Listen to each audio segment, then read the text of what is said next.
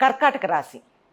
ఈ రాశి వాళ్ళకి విదేశాలతో ఏదన్నా సంబంధం ఉన్న వ్యాపార రీత్యా ఇంకే అంటే ఉద్యోగ రీత్యా వ్యాపార రీత్యా ఇలా సంబంధాలు ఉంటే మాత్రం మంచి లాభాలు వస్తాయండి ఈ సంవత్సరం. బాగా ఎక్స్పెక్ట్ చేయొచ్చు. లేదా కనీసం విదేశీయానం అన్నా ఉంటుంది వీళ్ళకి. ఇక కుటుంబం బాగుంటుంది.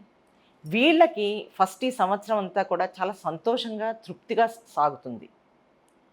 మిగతా విషయాలు ఏది ఏమైనా కూడా వీళ్ళు ఆ మనస్సులో చింతన పెట్టుకోకుండా సంతృప్తిగా ఉంటారనమాట ఈ సంవత్సరం అంతాను. వీళ్ళకి బాగుంటుంది. ఇక సోదర వర్గంతో చాలా బాగుంటుంది వీళ్ళకి. వాళ్ళ సపోర్ట్ అన్ని రకాలుగానే ఉంటుంది. ఏమన్నా ఆస్తులు అవి కొనాలంటే మాత్రం కొద్దిగా జాగ్రత్త పడండి. ఏమన్నా చిన్న చిన్న సమస్యలు అడ్డంకులు వచ్చే అవకాశం ఉంది. దాన్ని అధిగమించడానికి ఏం చేయాలన్నది నేను చివరిలో చెప్తాను. ఇక సంతానం విషయం వస్తే మాత్రం చాలా బాగుంటుందండి. సంతానం వృద్ధిలోకి వస్తారు. వాళ్ళు వీళ్ళకి అంటే వాళ్ళని చూసి మీరు గర్వపడేటట్టుగా ఉంటుంది. అంత చక్కగా ఈ సంవత్సరం మాత్రం వాళ్ళు చదువులో అవ్వనివ్వండి, ఉద్యోగంలో అవ్వనివ్వండి, మీ సంతానం ఏ ఏ పరిస్థితుల్లో ఉన్నా కూడా ఆ రంగాల్లో వాళ్ళు మంచి పేరు తెచ్చుకుంటారు. ఇక ఉద్యోగ పరిస్థితులు అంతంత మాత్రంగా ఉంటాయి. మీరు అంటే కొద్దిగా శ్రమ పడాల్సిన అవసరం అయితే ఉంది. వృత్తిలో ఉన్నవాళ్ళు, సెల్ఫ్ ఎంప్లాయ్మెంట్లో ఉన్నవాళ్ళు, వృత్తిలో ఉన్నవాళ్ళు అంటే ప్రొఫెషనల్గా ఉన్నవాళ్ళు మాత్రం వీళ్ళకి బాగుంటుందండి. భాగస్వామి అనుకూలత ఉంటుంది ప్రతి చోట కూడాను. మీరు ఏ పని చేసినా కూడా వాళ్ళ సపోర్ట్ ఉంటుంది మీకు.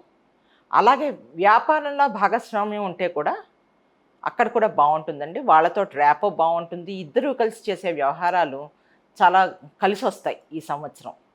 సంఘంలో మంచి గౌరవం దక్కుతుంది. రీసెర్చ్ రంగం వాళ్ళకి అంతంత మాత్రంగా ఉంటుంది. అంతేకాకుండా ఈ రాశి వాళ్ళు ఏమైనా స్పెక్యులేషన్కి వెళ్ళాలనుకుంటే అంటే షేర్స్ కొనటం ఇలాంటివి చేయాలంటే మాత్రం జాగ్రత్త అండి. అన్నీ ముందు వెనక చూసుకుని కానీ ముందుకు వెళ్ళొద్దు. చాలా ఆలోచించి ముందడుగు వేయండి. ఇక తీర్థయాత్రలు, దైవ దర్శనాలు ఉంటాయి. ఒక రకంగా ఈ రాశి వాళ్ళకి చెప్పాలంటే కనుక అదృష్టం కలిసి వస్తుందని చెప్పచ్చు. కానీ ఏంటంటే శారీరకమైన ప్రాబ్లమ్స్ మాత్రం కొద్దిగా ఉండొచ్చు. కొద్దిగా తలనొప్పి లాంటివి ఇలాంటివి కొద్దిగా శారీరకంగా ఉండొచ్చు. వాటిని అధిగమించేందుకు మీరు గురుస్వరూప ఆరాధన చేసుకోండి ఈ సంవత్సరం అంతా కూడా.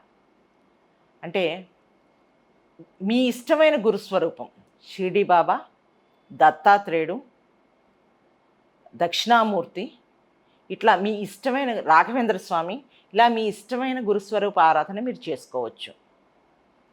దానివల్ల ఏంటంటే మీకు మనశ్శాంతి కలుగుతుంది, శారీరక శ్రమ తగ్గుతుంది. ఈ సంవత్సరంలో ఉండే ఆ శారీరక శ్రమ మాత్రం బాగా తగ్గుతుంది. లాభాలు బాగుంటాయి. దాని గురించి మీరు ఎక్కువగా వర్రీ అవ్వాల్సిన పరిస్థితి లేదు.